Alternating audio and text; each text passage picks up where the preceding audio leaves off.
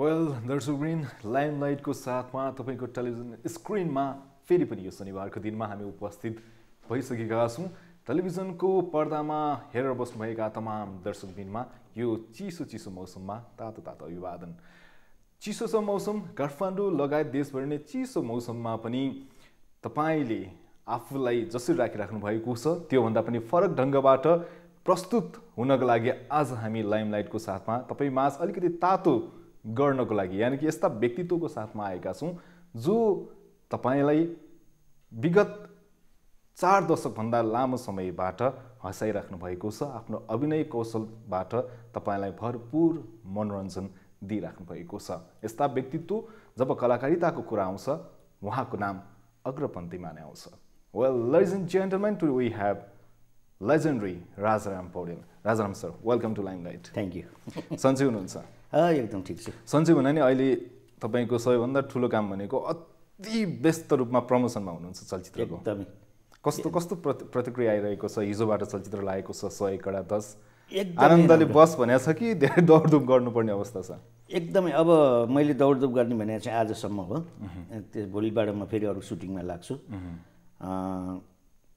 तर हिजो र आजको जुन प्रतिक्रिया हामीले दर्शकहरूबाट पायौँ त्यसबाट एकदमै उत्साहित भएको छौँ। त्यही उत्साहले अलिकति एनर्जी पनि आएछ, दौडिन थकाइसके लागेको छैन। उमेरले 60 कटिसक्नु भयो तर त्यो उत्साह उमङ्ग त्यो एनर्जी हुन्छ नि त्यो अझै पनि छ। तपाईँको अभिनयमा पनि छ र रियल दुईटैमा कि अभिनय पनि अभिनय बाहिर पनि त्यही उत्साह उमङ्ग अहिले पनि छ। यसको राज चाहिँ के हो खासमा सरको? यसको राज भने सबभन्दा ठुलो कुरो टेन्सन लिनुहुन्न। सबै मान्छेले बिरामी बनाउने, रोगी बनाउने, चाँडो बुढो बनाउने टेन्सन। टेन्सन लिनुहुन्न? दिनु चाहिँ हुन्छ। टेन्सन पनि दिन्न पनि। दिनु पनि भएन, लिनु पनि भएन। जसले चाहिँ आफूलाई यङ सबभन्दा पहिले आफूलाई फिट एन्ड फाइन राख्ने हो भनेदेखि टेन्सन फ्री, आनन्द, आफ्नो वरिपरि जे छ त्यसमा रमाउने, अरूको देखेर लोभ नगर्ने। मैले यतिसम्म चाहिँ गर्न सक्छु भन्ने एउटा एम त हुनु पर्यो। एमै भएन भने त लाइफै भएन फेरि। त्यो नसक्ने त्योभन्दा ठुलो एम राख्यो भनेदेखि मान्छे फेरि डिप्रेसनमा जाने, अनेक रोगी हुन्छ। म त्यो सबै चिजबाट टाढा, सधैँ फिट एन्ड फाइन। पक्कै पनि अब एकदम व्यस्त सेड्युलको बिचमा चाहिँ हामीसँग आउनुभएको छ। हामीसँग धेरै समय पनि छैन, थोरै समयमा धेरै प्रश्नहरू गर्नु छ, धेरै एन्सरहरू पनि हामीले लिनु छ, आम दर्शकलाई बताउनु छ। चलचित्रको कुराहरू म जोड्ने नै छु। एक दुईवटा तपाईँको जिन्दगीको कुराहरू जस्तो सङ्गीतको विद्यार्थी राजाराम पौडेल अनि हाम्रो बिरादरी जुन हामी जर्नालिजममा छौँ, जर्नालिजमको विद्यार्थी राजाराम पौडेल कलाकारितामा किन? अब सङ्गीत भने चाहिँ नि त्यो पनि कलाकारिता नै हो। मेरो पहिलो रहर चाहिँ नि गायकै बन्छु भन्ने थियो, तर स्वरले धोका दिएर गायक छोड्नु पऱ्यो। अनि पत्रकारिता चाहिँ नि म यदि कलाकार नभए भए पछाडि कारै झुकारिन्थेँ, पत्रकारै हुन्थेँ। त्यसैले मैले जर्नलिजम पनि पढाए हो। तर जर्नलिजम भन्दा पनि अब यो कलाकारिता पनि एक प्रकारको जर्नलिजमै हो। जर्नलिजम होइन, यसले हामीले पनि भएका विकृति विसङ्गतिहरूलाई हाँस्य व्यङ्ग्यको मार्फतबाट एउटा पत्रकारिता नै गरेर हुन्छौँ। पक्कै पनि। त्यसैले जर्नलिजम र यो कलाकार भने उस्तै हो। 39 सालदेखि तपाईँ निरन्तर रूपमा चाहिँ कलाकारिता क्षेत्रमा हुनुहुन्छ। लगभग 4 दशक हेर्नु त। अब यो 40 वर्षको इतिहासमा कतिको उमेर पनि भएको छैन होला, धेरै जतिले अहिले कार्यक्रम हेरिराख्नु भएको छ। उहाँ जति वर्ष कलाकारिता क्षेत्रमा हुनुहुन्छ त्यति वर्ष मेरो पनि भएको छैन। यतिका वर्षको कलाकारिता क्षेत्रबाट एउटा कलाकारको रूपबाट अहिले कार्यकारी निर्माताको रूपमा आउनुभएको छ 100 कडा 10बाट। हजुर। टेन्सन लिन्न ऐन जुन भन्नुभएको थियो नि तपाईँले, अब चाहिँ अलिकति चौरीपना आउँछ कि यो निर्माताको रूपमा आएपछि टेन्सनले? म यो विषयमा पहिले मेन्टली प्रिपेयर भएर लागेँ। किनभने यो चलचित्र यस्तो कथा मलाई सुनाउनु भयो, छक्क परेँ म। ओहो, यस्तो चलचित्रमा नि अभिनय गर्न पाएँ मैले। एकदमै राम्रो लाग्यो भनेको डाइरेक्टरले तपाईँलाई त्यस्तो राम्रो लाग्यो भएदेखि प्रोड्युसर पनि बन्नुहोस् न त भनेर उहाँले प्रपोजल राख्नु। हाम्रो रामशरण पाठकज्यूले। मैले तुरुन्त ओके भने भन्नु मैले फेरि त्यो करोडौँ रुपियाँ मैले हाले होइन, मैले पाउने पारिश्रमिकमा केही रकम थपेर र मैले के मेन्टालिटी एउटा के बनाएँ भनेदेखि फिल्म त चल्छ, मलाई डाउट छैन। इनकेस चलेन, साउ उठेन भने म टेन्सन लिन्न। किनभने यो फिल्म भनेको देशको लागि बनाएको, यो कमर्सियल मोटिभले बनाएको होइन। देशको लागि बनाएको यो चलचित्र चल्यो, युवा पुस्ताले हेऱ्यो, कर्मचारी वर्गले हेऱ्यो भने यसले देशमा हाम्रो सोसाइटीमा केही चेन्ज ल्याउँछ। त्यसैले गर्दा यदि मैले सानो लगानी गरेर देशमा सोसाइटीमा समाजमा केही चेन्ज आउँछ भने त्यो त के पनि होइन नि। यो अर्थ यसरी बुझौँ कि सायद यो स्टोरी नभएको भए जुन स्टोरी 100 कडा 10 ले बोकेको छ, जुन मेसेज सन्देश आम जनतालाई दिन खोजेको छ, सायद त्यो नभएको भए निर्माताको रूपमा तपाईँ आउनुहुन्न थियो, कलाकारको रूपमा सीमित हुनुहुन्थ्यो भन्ने कुरा आउँदैन। स्टोरीले तान्यो। स्टोरीले र एउटा हुन्छ नि यतिकै वर्षदेखि कलाकार त्यो क्षेत्रमा हुनुहुन्छ, एउटा निर्माता र कलाकारको जहिले पनि अब कहिलेकाहीँ घोटाला अब हुन्छ नि पारिश्रमिकको कुराहरू आइरहेको हुन्छ, निर्माताले पैसा दिएन भन्छ, कलाकारले पनि निर्मातालाई समय दिएन भनेको बेला पुगेन, यो कहिले पनि सम्बन्ध हुन्छ नि थोरैको राम्रो धेरैको नराम्रो। तर अब आएर चाहिँ तपाईँले आफ्नो निर्माताको रूपमा हेर्दाखेरि अरू कलाकारलाई चाहिँ कसरी हेरिराख्नु भएको छ, विशेष गरी यही चलचित्रभित्रको र बाहिरी रूपमा पनि खासमा निर्माताको काँधमा चाहिँ के हुँदो रहेछ जस्तो फिल भयो? कुनै पनि फिल्डमा लागेपछि सबैले उसको पेसालाई सम्मान गर्नै पर्छ, पेसालाई सम्मान गर्नुपर्छ। किनभने यो चलचित्र क्षेत्रमा लाग्ने मान्छेहरू पनि धेरै मान्छे काठमाडौँभन्दा बाहिरबाट आउनु भएको छ, डेढाबाट तिर्नुपर्छ, परिवारलाई छोराछोरीलाई पढाउनु पर्यो, खानु पर्यो, अनि त्यो पैसा यहाँ काम गर्ने पैसा नदिने, त्यो भने त कसरी बाँच्छ मान्छे? त्यो त अपराध हो। त्यसैले हाम्रो यो 100 कडा 10 मा निर्माताहरू यस्तो यस्तो हुनुहुन्छ, धेरै मान्छे सामाजिक अभियन्ताहरू हुनुहुन्छ, आध्यात्ममा लाग्नुभएका व्यक्तिहरू हुनुहुन्छ, धेरै जसो शाकाहारी हुनुहुन्छ है। एउटा ग्रुपै राम्रो ग्रुप छ कि त्यसले गर्दा हाम्रो यो 100 कडा 10 बाट कसैलाई पनि न 5 पैसा बाँकी राखेका छौँ न केही छ, सबै ढुक्क हुनुहुन्छ। भनेको निर्माता चाहिँ यस्तो हुनुपर्छ भन्ने मेसेज पनि दिन खोज्नु यो हो। सबैको कामको सम्मान गर्नुपर्छ, काम गरेपछि उसले पारिश्रमिक पाउनुपर्छ।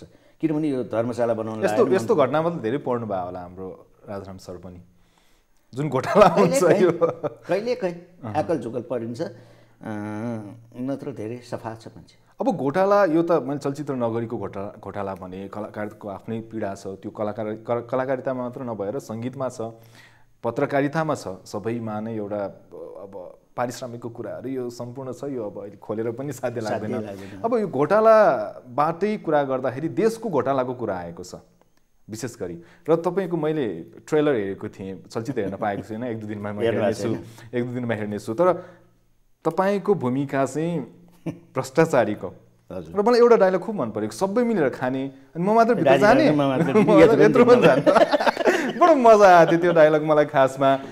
यो देशको अहिलेको अवस्था, किनकि भर्खरै मात्रको प्रतिवेदनमा पनि नेपाल भ्रष्टाचार गर्नेको तेस्रो स्थानमा छ, र यो समयमा फेरि यो चलचित्र आएको छ, यसले समाजलाई कसरी उजागर गर्ला? विशेष गरी म त त्यही भएर मैले सबभन्दा पहिले प्रायोरिटीमा राखेको युवा पुस्ता, किनभने भविष्यको देश चलाउने भनेको अहिलेको युवाले हो।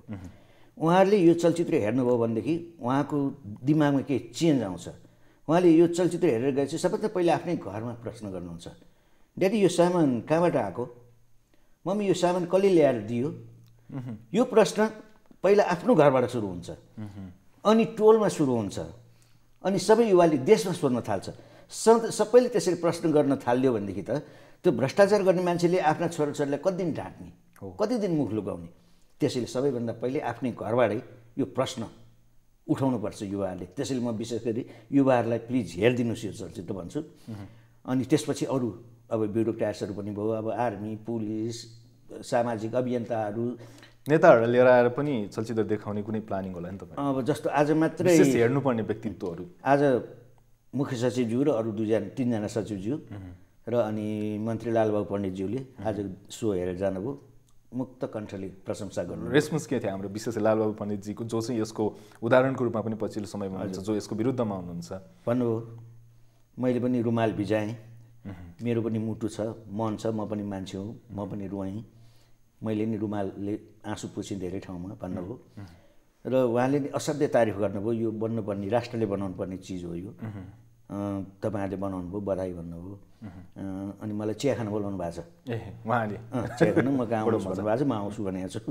पक्कै पनि अब यो यस्तो समयमा यो चलचित्र आएको छ 100 कडा 10, विशेष गरी अहिले भ्रष्टाचार विरुद्धमा आवाजहरू नेपालमा मात्र नभएर विश्वमा नै धेरै उठिरहेको छ।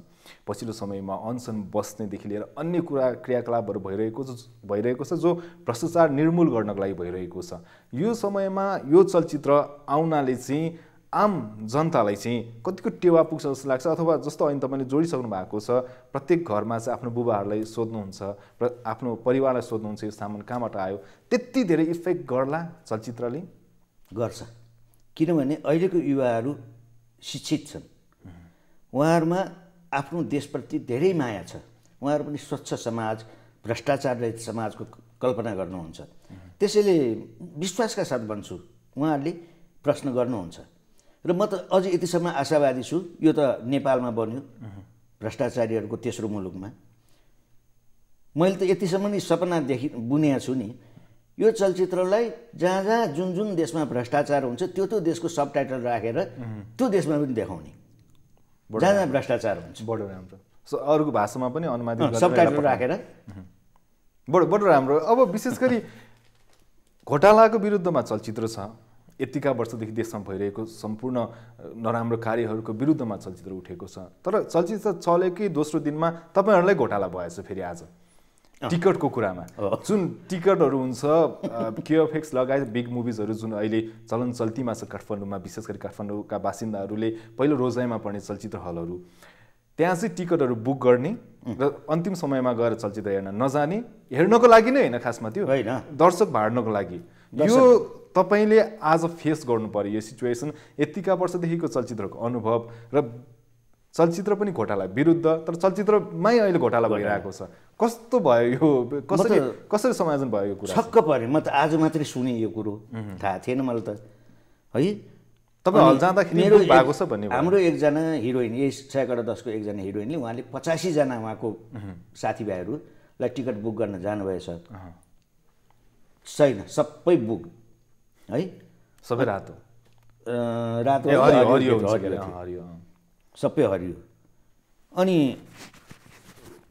त्यसपछि के हुन्छ भने त्यो होल्ड गरिदिने अब हेर्न आएको दर्शक त फर्क्यो दोहोऱ्याइतिर त्यो हलमा जान्छ भनेर हो मान्छे भड्काइदिने उता हल खाली हुन्छ बेलुका 1 घन्टा अगाडि अनि त्यो क्यान्सल गरिदिने त्यो क्यान्सल गरिदिएपछि अब दर्शक त भाँडियो यसमा हल सञ्चालकको संलग्नता छैन नि संलग्नता छैन हललाई छैन कोही भेट्नु भयो हलले कसैले पनि आफ्नो व्यापार बिग्रोस् भन्दैन अब यो गर्नुहोस् को हो हैन त्यो पत्ता लगाउनु चाहिँ भएको छैन ला छैन गाह्रो पनि छ त्यो फेरि गाह्रो छ अब त्यो गाह्रो भने एउटा वर्ग जसले हाम्रो चलचित्रलाई रिस गरेको छ यसलाई फ्लप गराउनुपर्छ भन्ने लाग्यो होला नि कोही त्यसैको काम हो यो व्यक्तिगत मान्छे चिनिएको छैन सायद चिनिएला चलचित्र नगरी हेर्ने हो भने यतिका धेरै चलचित्र बनिरहेको छ हप्तामा एउटा दुईवटा तीनवटा चारवटासम्म रिलिज हुन्छ एउटा त नर्मली प्रत्येक हप्ता हुन्छ बलिउडको अलि ठुलै चलचित्र आयो भने मात्रै यहाँ चलचित्र नलगाउने त्यस्तो छ यतिका धेरै चलचित्र बनिरहेको छ तर चलचित्र नाफामा छैन भन्ने कुराहरू पनि चलिरहेको छ यस्तो अवस्थामा आफ्नो चलचित्र दिँदाखेरि चाहिँ कतिको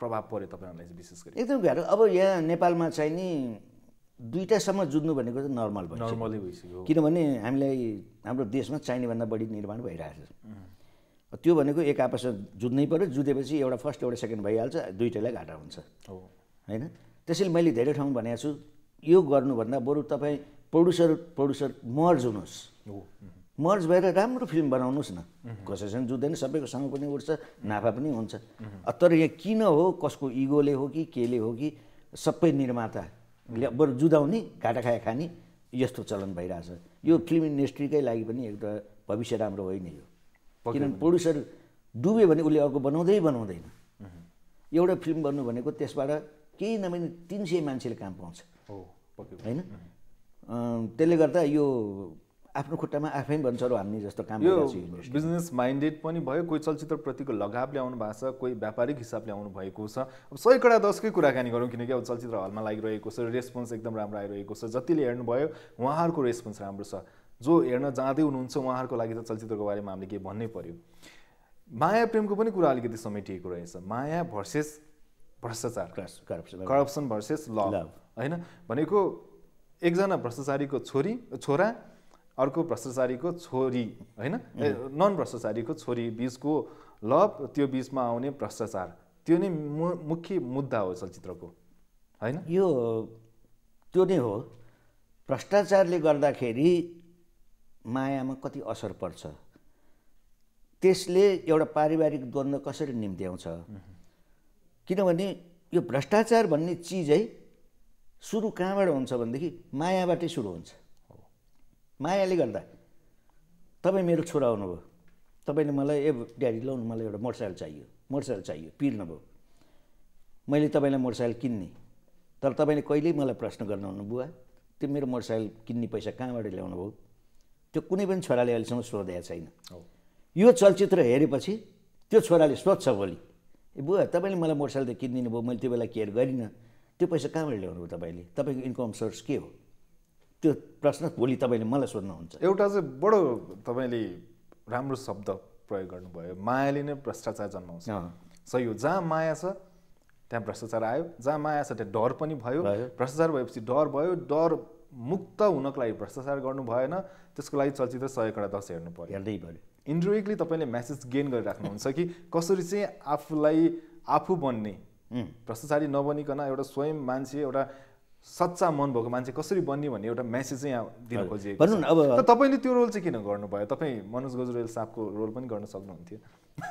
यो यस्तो मलाई छान्न भयो, तपाईँले छान्नु भयो कि उहाँहरूले तपाईँलाई त्यो उहाँहरूले मलाई छान्न भयो? ओके। अनि मलाई पनि कता कता एउटा डर थियो कि अभिनय त गर्छु मलाई अभिनयसँग डर लाग्दैन, तर पनि दर्शकसँग के डर थियो भनेदेखि मलाई म सधैँ कमेडी गरिराखेको मान्छे, कमेडी गरेको मान्छेले सेन्टिमेन्टल गर्दाखेरि दर्शकले पचाउँछ कि पचाउँदैन त्यो चाहिँ एउटा कुना मनमा त्यति एउटा मनमा रहिरहेको थियो। तर जब रिलिज भयो अनि म सक्सेस भएँ। पक्कै पनि अब चलचित्रमा अभिनय गरिरहँदाको अवधिभरमा चाहिँ मान्छे त्यो क्यारेक्टरमा डुब्छ भन्छन् कि, एउटा भ्रष्टाचारी भएर जति समय तपाईँ चलचित्रमा अभिनय गर्नुभयो कस्तो हुँदो रहेछ भ्रष्टाचारीको माहौल अथवा भ्रष्टाचारीको मन कस्तो हुँदो रहेछ? त्यो क्यारेक्टरमा डुब्नै पर्छ। जब मैले यो क्यारेक्टर गरेँ त्यो सुटिङ गर्दा यति डुबेको छु, सुटिङ सिद्धिएपछि मलाई 2 घन्टा 3 घन्टासम्म नै भन रिङ्गटा लाग्यो। त्यो खुट्टादेखि त्यो खिचेर ल्याउनुपर्छ कि। एउटा सिन थियो, त्यो सुटिङ हेर्ने मान्छेहरू र हामी सबै कलाकारहरूको धेरैको त्यहाँ रोल थियो, मनोजी, हाम्रो हिरोइनहरू, हिरो 2 जना 3 जना, हामी सबैको सिन थियो।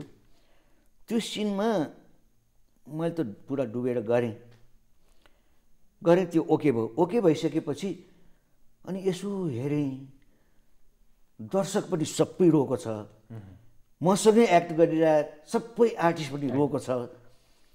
अनि मलाई त्यो हिरोइन करुणा श्रेष्ठले मलाई अँगालो मारेर खुट्टै छोयो, तपाईँलाई माने मैले, खुट्टै ढोगी बिचरा करुणा श्रेष्ठले है।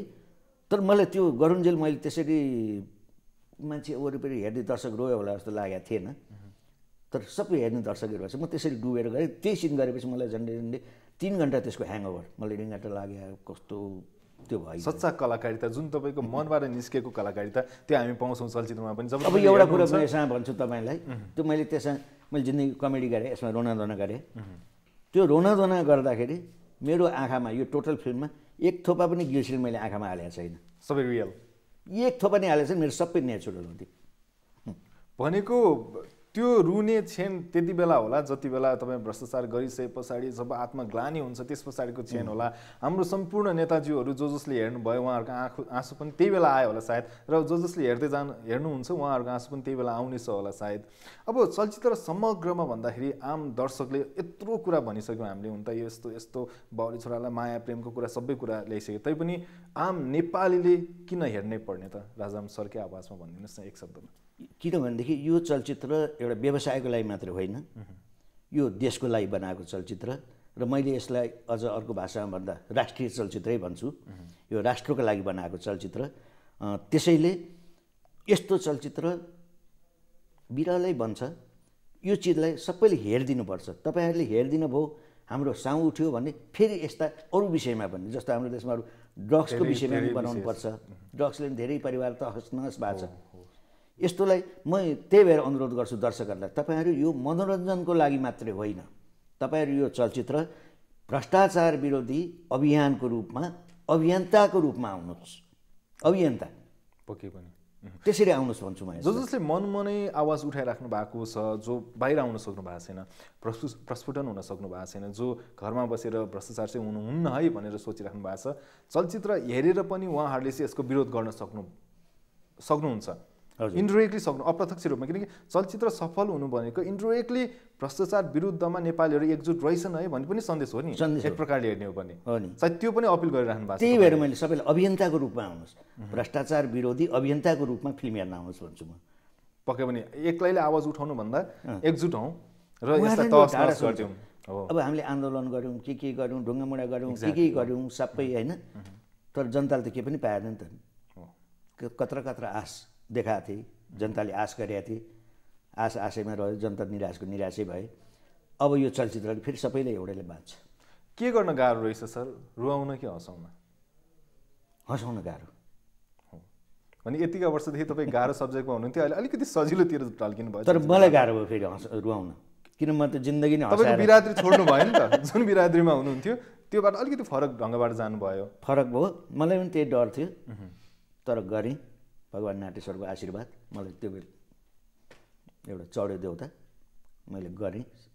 फरक रोल पनि अनि फेरि फरक भूमिका पर्दा पछाडि निर्माताको रूपमा पनि ठुलो च्यालेन्ज एक्सेप्ट गर्नुभएको रहेछ नि राजाराम सरले, खासमा यो चलचित्रबाट। मैले थुप्रो फिल्म खेलेँ, मेरो लाइफको यो सबभन्दा बेस्ट मुभी मैले धेरै ठाउँ भने, मैले जिन्दगीमा खेलेका चलचित्र निर्माता भएर होइन, सर्वोत्कृष्ट मैले यही भनेको थिएँ। निर्माता त पछि भयो नि, मतलब कथा मन परेर मात्रै पछि जब कथा तपाईँले मन पराएर ओके डन भयो, तपाईँ चलचित्रमा अभिनय गर्दै हुनुहुन्छ, एग्रिमेन्ट भएर सबै गरिसकेपछि अनि म पछि निर्माता भएको। अब अलिकति जोस जाँगर अझै अब यतिका वर्षदेखि तपाईँ चलचित्रमा हुनुहुन्छ, त्यो उत्साह मैले अघि नै स्टार्टिङमा जोडिसकेको छु, त्यसको राज पनि हामीले पत्ता लगाइसकेका छौँ। तैपनि यो चलचित्रबाट अब जस्तो प्रकारले रेस्पोन्स आइरहेको छ, अझै ऊर्जा थप्यो होला नि सर। अब हामी अझै नयाँ विषयवस्तु एकदमै अहिले म भर्खर लभिङबाट आउँदैछु, त्यहाँको दर्शकहरूसँग फोटो खिचेर भनेर सबै यो चलचित्रलाई नराम्रो भने एकजना पनि भेटिएन। सबैको अझ अनुरोध के छ भने दाइ यस्तो फिल्म फेरि बनाउनुहोस् है, फेरि बनाउनुहोस् है, उहाँहरूको माग छ। एकदमै राम्रो, नरुनी कोही पनि छैन, बच्चादेखि लिएर। हामीले यो चलचित्रको प्रिमियर थाइल्यान्डमा गऱ्यौँ, ब्याङ्ककमा गर्दाखेरि, अनि सिद्धिएपछि अब सबै फोटोहरू खिच्न आउनुभयो। त्यहाँ 11-12 वर्षको बच्चाहरू पनि आए, फोटो खिचेँ। अनि सोधेँ मैले, बाबु तिमीले चलचित्र कस्तो, फिल्म कस्तो लाग्यो भने, असाध्यै राम्रो लाग्यो अङ्कल। तिमीले यसमा के सबभन्दा राम्रो के लाग्यो त भनेको, हामीलाई चाहिँ नि हामी कस्तो हुनुपर्छ, हाम्रो प्यारेन्ट्स कस्तो हुनुपर्छ भन्ने हामीले सिक्यौँ। 11-12 वर्षको बच्चाले यस्तो खुसी लाग्यो मलाई, बच्चाले शुद्ध लेसन लियो कि म कस्तो हुनुपर्छ र मेरो प्यारेन्ट्स कस्तो हुनुपर्छ। त्यो भनेको तपाईँहरूको सफलता भयो। हजुर, त्यसले गर्दा भने यो बच्चादेखि लिएर बुढो मान्छेसम्म पनि कसैले पनि यसलाई नेगेटिभ ठिकै छ राम्रो भएन कसैले जसले पनि तारिफै गर्न भएको छ। डेफिनेटली। र 100 भाग जुन छुट्याउन तपाईँले अपिल गर्नुभएको छ चलचित्रमा, त्यो अलिकति मैले अब त्यो ट्रेलरमा पनि सम्पूर्ण कुराहरूलाई तपाईँले समावेश गर्नुभएको छ। चलचित्र किन हेर्ने भन्ने कुरा ट्रेलरबाट लगभग दिइसक्नु भएको छ। 100 चाहियो माग छ तपाईँको चलचित्रमा, जुन चाहिँ आम नेपाली प्राय सरकारी अफिस लगायत अन्य अफिसहरूमा पनि हुने माग तपाईँले प्रस्तुत गर्नु। त्यो चाहिँ भ्रष्टाचारकै माग भयो। अर्को अब हामीले संस्कारको तर्फबाट हेऱ्यौँ भनेदेखि हाम्रो हिन्दू संस्कारमा के छ भनेदेखि, पुरातन संस्कार, तपाईँले जति कमाउनुहुन्छ नि त्यसको दशांश भनेको 10%, 100 दान गर्नुहोस् भन्ने छ। दुईटा अर्थबाट, सकारात्मक नकारात्मक यो पनि समावेशै छ चलचित्रमा पनि, दुई तवरबाट छ। नेगेटिभिटी हेर्ने हो भने पोजिटिभिटी हो भने दिनेतिर भयो। अब सर यतिका वर्षदेखि हुनुहुन्छ, मनमा लागेको कुरा त धेरै छन्। हामी चलचित्रको विषयमा कुराकानी गरिरहेका छौँ, किनकि हिजोदेखि मात्रै चलचित्र लागेको छ, रेस्पोन्स राम्रो आइरहेको छ, आम दर्शकले मन पराइराख्नु भएको छ। जतिले हेर्नुभयो उहाँहरूको रेस्पोन्सबाट तपाईँहरू र सम्पूर्ण क्रू मेम्बर पनि अहिले खुसी हुनुहुन्छ होला एकदमै। अब अहिले पछिल्लो समयमा तपाईँलाई टेलिभिजनतिर पनि देखिन थालिएको छ। हुन त पहिला पनि टेलिभिजनमा 6-7 महिना तपाईँले कार्यक्रम गरिसक्नु भएको छ, हाम्रो बिरादरीको अग्रज हुनुहुन्छ, पढेर आउनु भएको छ। अहिले फेरि पछिल्लो समयमा टेलिभिजनमा फर्किने इच्छा कहाँबाट आयो? फेरि सानो क्यारेक्टर भए पनि बडो आम दर्शकले मन पराइरहेको यो के छ भने, म अमेरिका 7 वर्ष बसेँ। 7 वर्ष बसेर आउँदाखेरि पनि मलाई फेरि राजाराम पौडेल भनेर चिनाएको नेपाली टेलिभिजनले हो, जिरे खुर्सानीबाट। त्यसरी मैले टेलिभिजनले चाहे रोल सानो होस् चाहे ठुलो होस् म त्यसलाई मान्यता दिन्न। मेरो अनुहार टेलिभिजनमा आउनुपर्छ, किनभने मलाई राजाराम पौडेल भनेर चिनाएको टेलिभिजन, नेपाल टेलिभिजनले।